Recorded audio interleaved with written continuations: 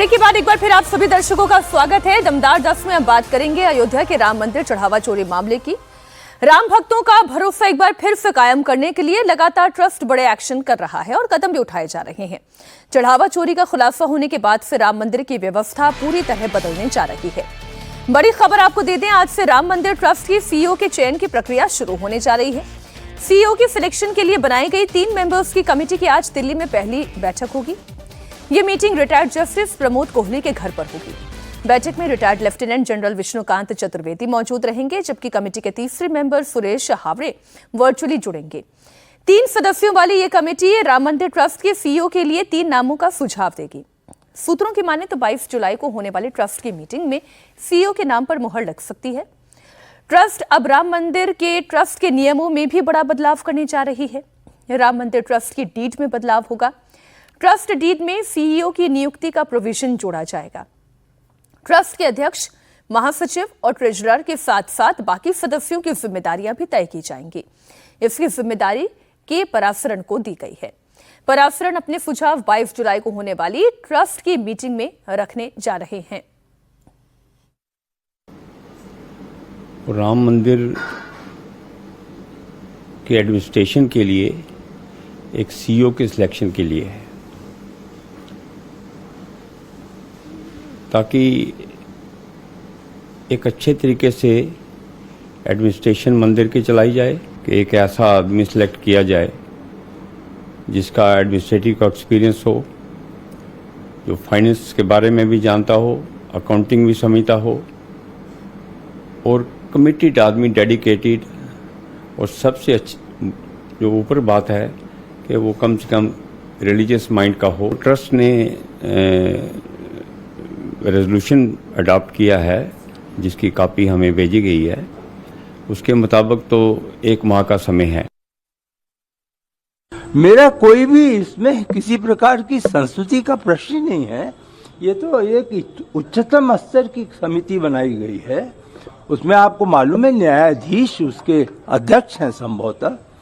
वह अपना निर्णय संस्तुति सीधे ट्रस्ट को देगी और ट्रस्ट विचार करेगा। पूरी तरीके से चढ़ावा चोरी अपने में आप जानते हैं, हमारे कोषाध्यक्ष महोदय जो स्वामी गोविंद देव गिरी जी हैं, उन्होंने भी आप सभी से वार्ता की और बताया कि यह अपने में एक तरीके का कलंक है। एक तरीके से राम मंदिर में यह घटना घट गई, इसका हम सभी को एक खेद ही नहीं, एक तरीके से हम सभी उससे छोटापन महसूस कर रहे हैं। तो यह व्यवस्था का एक प्रश्न है। व्यवस्था में सुधार होगा, मुझे पूरा विश्वास है, और इस प्रकार की घटनाएं दोहराई नहीं जाएंगी। इधर मुख्यमंत्री योगी आदित्यनाथ राम मंदिर पर विपक्ष को लगातार जवाब दे रहे हैं। सीएम योगी कह रहे हैं कि समाजवादी पार्टी और कांग्रेस राजनीतिक फायदे के लिए नकली सनातनी बने बैठे हैं। ये आस्था की बात कर रहे हैं। कर्ण मंदिर का विवाद भी इन्होंने खड़ा करवाया था, और याद करिए, हम सबकी आस्था की प्रतीक अयोध्या में भगवान राम के मंदिर के निर्माण में भी सबसे बड़ी बाधा यही लोग थे। इनकी पीड़ा तो यह है कि अयोध्या में राम मंदिर कैसे बन गया। आपको देखते हुए आप जब अयोध्या धाम में दर्शन करने के लिए जाते हैं, आपकी कावड़ यात्रा निकलती है, तो मुझे लगता है कि अब आने वाले समय में समाजवादी पार्टी के अध्यक्ष भी भगवा बाना पहन करके आपके साथ कावड़ यात्रा में शामिल होने की प्रतीक्षा कर रहे हैं। उनको लगता है कोई उनको बुलावा दे दे तो वो अभी जाएं, पुष्प वर्षा करें। अब उनको माफी मांगनी चाहिए जो उन्होंने हनुमानगढ़ी के पवित्र धाम की सीढ़ियों पे किया था। दरअसल अखिलेश यादव जिस पिच पर सॉफ्ट हिंदुत्व पर चलने की कोशिश कर रहे हैं अजीत जी, उसी पिच को खुदरीला बनाने की कोशिश कर रहे हैं योगी आदित्यनाथ। वैसे तो वो पहले से ही है, लेकिन योगी आदित्यनाथ वही कर रहे हैं कि अब ये समय चला गया। नहीं, अभी 2 चीजें, 2 खबरें आपने दिखाई, 3 खबर। पहली खबर पर हाँ जी, टिप्पणी बिल्कुल हमको बिल्कुल करनी है। नया सीओ जिसकी चुना जाएगा। बैठक होने वाली है आज, ये बड़ा अभी भी बड़ा ओपेक वेग सा दिख रहा है। थोड़ी स्पष्टता, थोड़ी पारदर्शिता होनी चाहिए जैसे कि 3 लोगों का नाम दिया जाएगा, तो वो 3 लोगों के नाम कहां से आएंगे। जैसे हम लोग देखते हैं कि प्रधानमंत्री की अध्यक्षता में सीबीआई का डायरेक्टर चुनने के लिए बैठक हुई, तो 66 पुलिस अधिकारियों के नाम आते हैं, उनकी सारी बैकग्राउंड जो आती है उसको चेक किया जाता है, उसमें से नाम चुने जाते हैं, फिर वो कमेटी के सामने रखे जाते हैं। ठीक है, तो अब ये जो कमेटी है 3 लोगों की, जस्टिस इनके प्रमोद पास नाम कोहली, कहां से आ रहे हैं? चतुर्वेदी और ये हावरे, इन लोगों के पास कहां से नाम आए हैं और किन लोगों के नाम आए हैं। ये कहा जा रहा है कि प्रशासनिक और वित्तीय कामों का अनुभव हो, तो एक पारदर्शिता इसमें यह होनी चाहिए है कि ये सर्च कमेटी ने ये 50-60 नामों की सूची बनाई, उन 50-60 नामों में से इस आधार पर ये 3 लोग चुने गए और फिर उनका नाम हम उसकी संस्तुति कर रहे हैं कि आप एक आदमी को चुनिए, ट्रस्ट चुनेगा एक आदमी को। अभी आप सर्च कमेटी की तरह काम कर रहे हैं, तो सर्च कमेटी ने कहां से नाम जुटाए हैं, किन लोगों के नाम जुटाए हैं। और एकदम जो सुरेश हावरे ने कल ही कहा इंटरव्यू, जिसका जिक्र हम कल भी कर रहे थे, कि राम में संपूर्ण आस्था रखने वाला व्यक्ति हो, तो राम में संपूर्ण आस्था रखने वाले व्यक्ति की तलाश आपने कैसे की है, कहां से की है।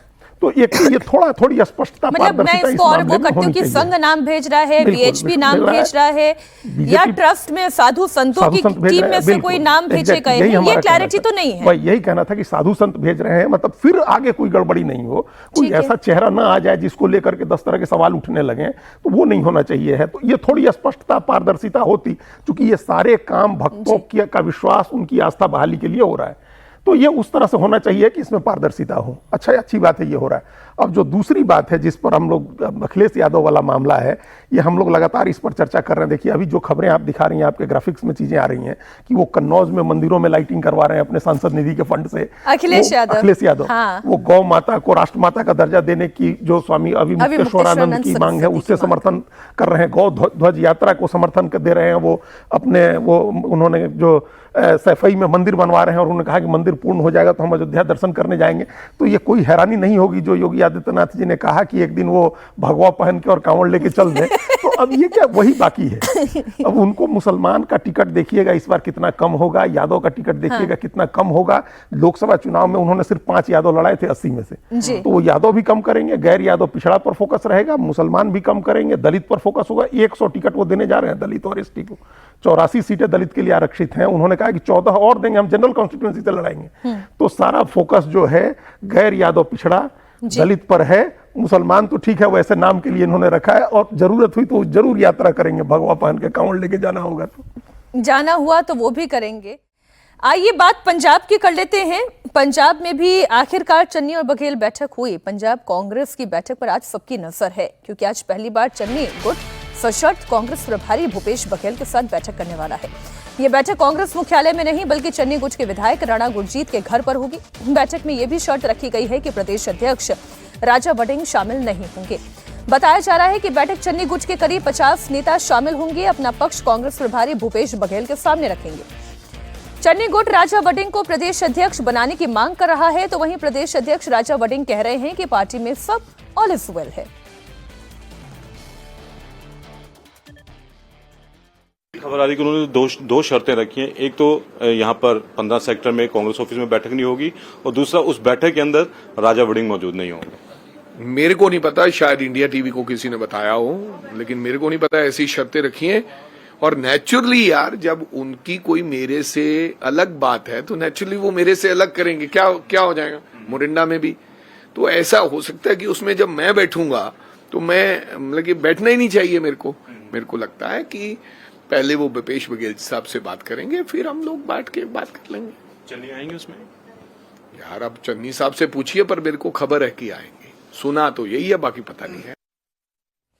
दरअसल पंजाब कांग्रेस में यह कलह 1 जुलाई से शुरू हुई, जब कांग्रेस आला कमान ने राजा वड़िंग को प्रदेश अध्यक्ष और पूर्व मुख्यमंत्री चरणजीत चन्नी को कैंपेन कमेटी का चेयरमैन बनाया।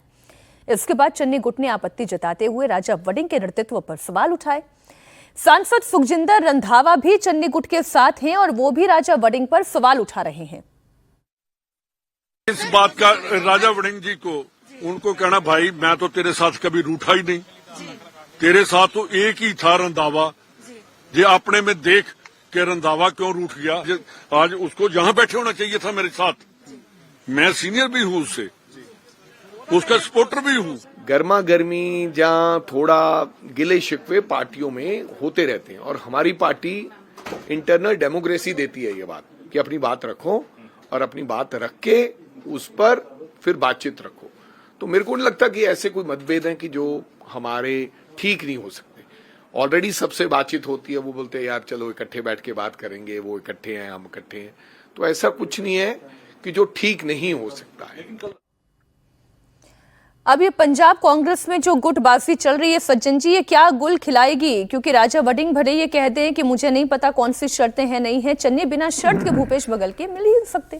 नहीं, ये देखिए, ये जो वार्ता हो रही है ये और ज्यादा वहां पे परेशानी बढ़ाने वाली वार्ता है। या तो शीर्ष नेतृत्व ये तय करता कि चरणजीत सिंह चन्नी को बिल्कुल इग्नोर कर देता, क्योंकि वो तो रेबेलियस मोड में है। तो अभी तरीका क्या है भाई, जब हाईकमान ने फैसला ले लिया है और उसमें भी आपकी पृष्ठभूमि है कि आप डिलीवर नहीं कर पाए हैं, मुख्यमंत्री रहते हुए खुद अपनी दोनों सीटें हार गए हैं, उसके बाद से आप रेबेलियन ऐसे कर रहे हैं कि आप सबसे कंटेंडर है, पार्टी को आपने सींचा है, सवारा है। तो वैसी स्थिति में सीधी सी इसकी तरीका ये होनी चाहिए थी कि आप उसे बिल्कुल इग्नोर कर दें कि छोड़ के जाना है तो आप जाए, नहीं जाना है नहीं जाए। यहां पे स्थिति क्या हो रही कि आप उनको बुला के और प्रदेश अध्यक्ष को नहीं बुला के आप संगठन का मजाक उड़ा रहे हैं। आप बताइए, एक रेबेलियन को बुलाया जा रहा है प्रभारी के द्वारा और उसमें प्रदेश अध्यक्ष को बुलाया नहीं जा रहा, और प्रदेश अध्यक्ष इसको खुल के कह भी रहा है कि मुझे तो कोई जानकारी नहीं है।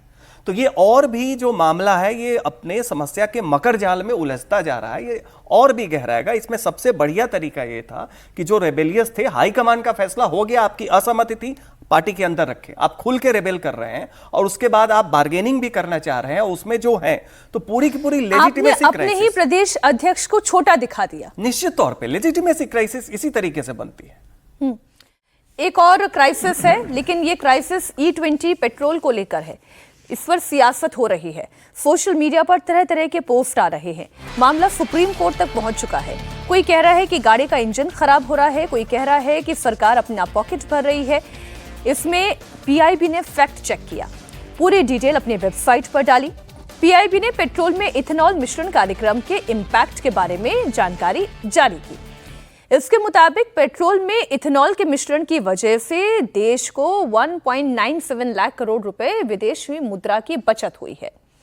316 लाख मीट्रिक टन कच्चे तेल भारत ने बचा लिया है, और इतना ही नहीं, 952 lakh metric ton carbon dioxide का उत्सर्जन कम हुआ है, जिससे पर्यावरण की बचत हुई है। और 1.66 लाख करोड़ रुपए सीधे किसानों के खाते में ट्रांसफर किए गए हैं, यानी कि सीधे किसानों की आय में भी इजाफा हुआ है।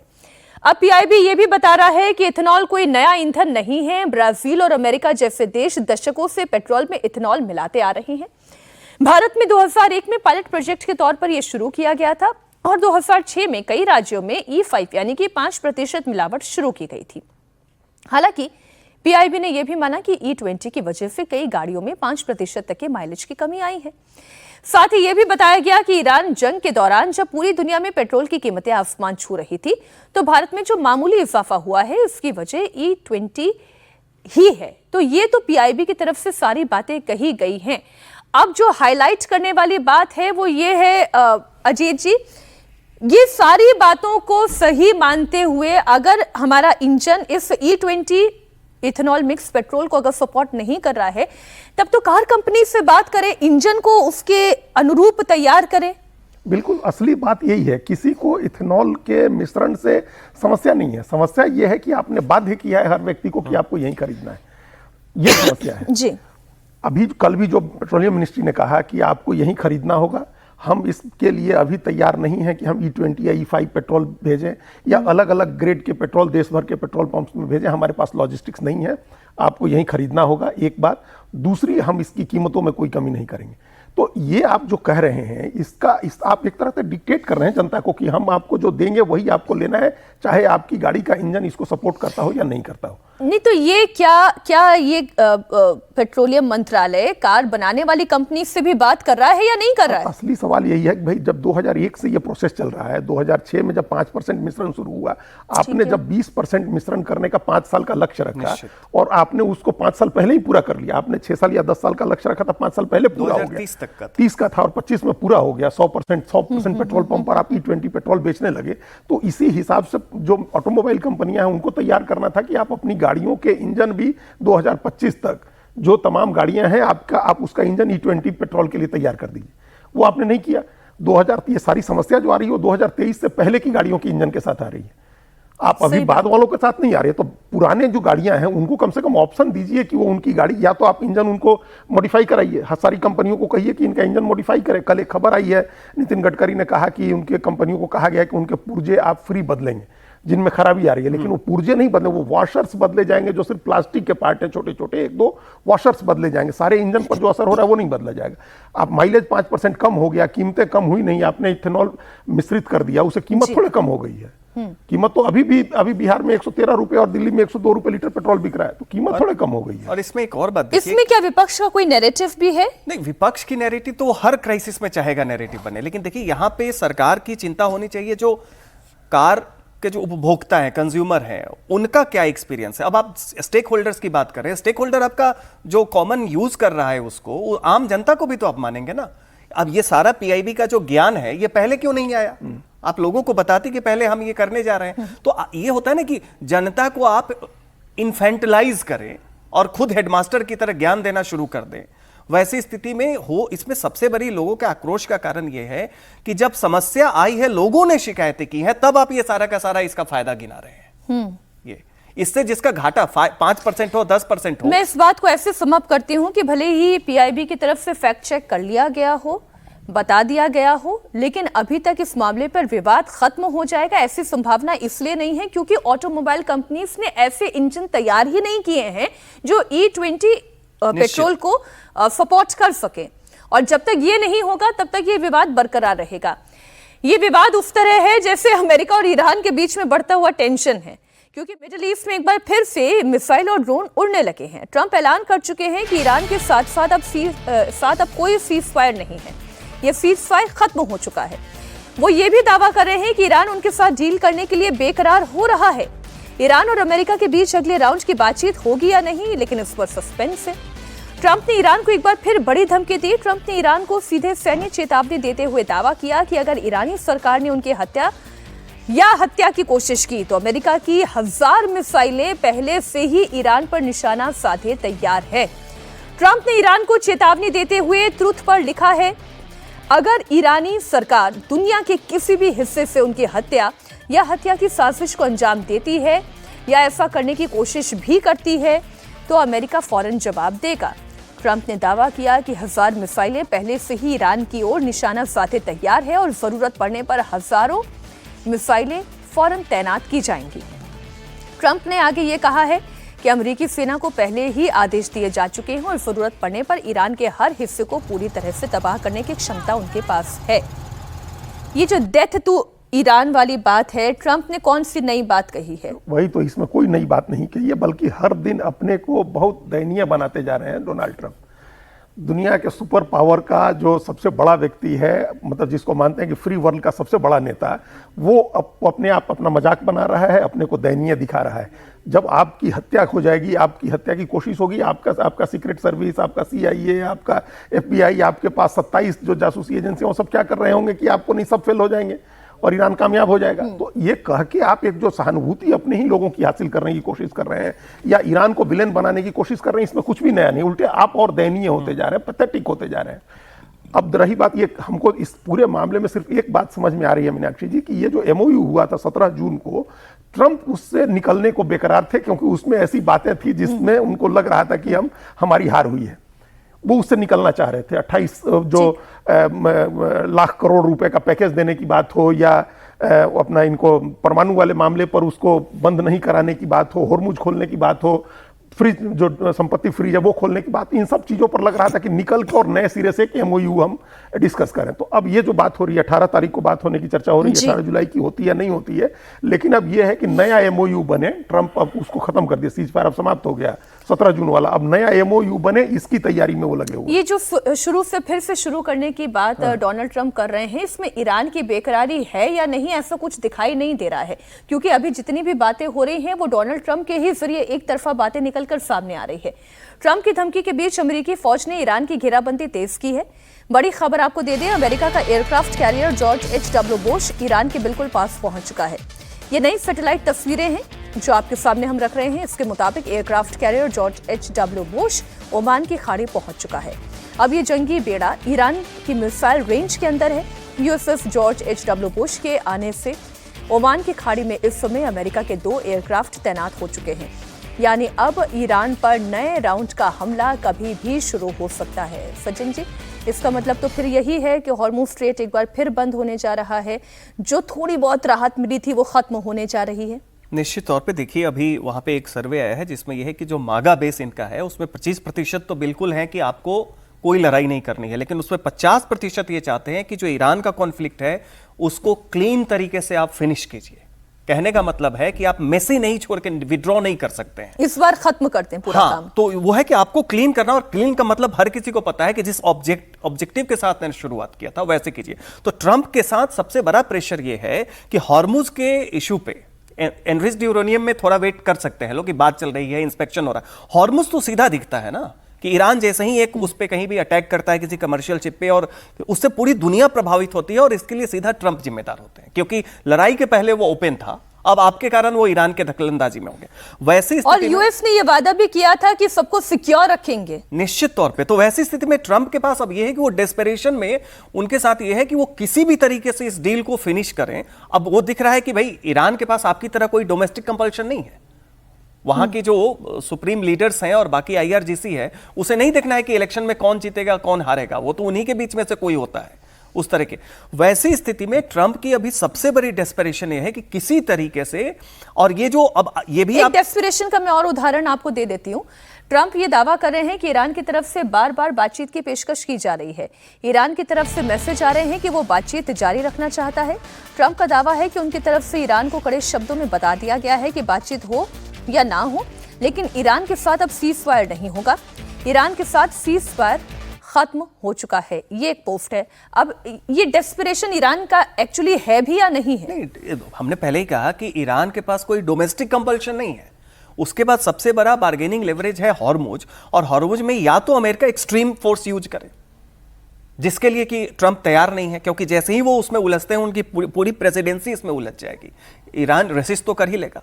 वैसी स्थिति में ट्रंप इतनी बुरी तरीके से उलझ गए हैं कि वो चाहते हैं कि ईरान बार्गेनिंग लेवरेज ले ले और नेगोशिएशन में अपना लेवरेज लेने के लिए अमेरिका जितना अंदर इस युद्ध के जाएगा उतना बाकी उसके अलाय खाड़ी देशों के लिए मुसीबत पैदा होगी। निश्चित तौर पे, चूंकि ईरान की स्ट्रेटजी है कि वल्नरेबल पॉइंट को अटैक करो, वो सऊदी अरब, वो कुवैत, बहरीन, सबको खत्म कर देगा। सब पे, अमेरिका के ठिकानों पे, और वो बैलिस्टिक मिसाइल है उनके पास, उतना तो उनके पास है ही है, और नहीं भी होगा तो बहुत कुछ रशिया वगैरह के। इसमें देखिए सबसे ज्यादा फायदा फिर से अगर शुरू हो जाए तो रशिया को फिर से एक लीज ऑफ लाइफ मिल जा रही है, जो ऐसा लग रहा था कि अब सारा प्रेशर रशिया के ऊपर आएगा यूक्रेन मसले को लेके।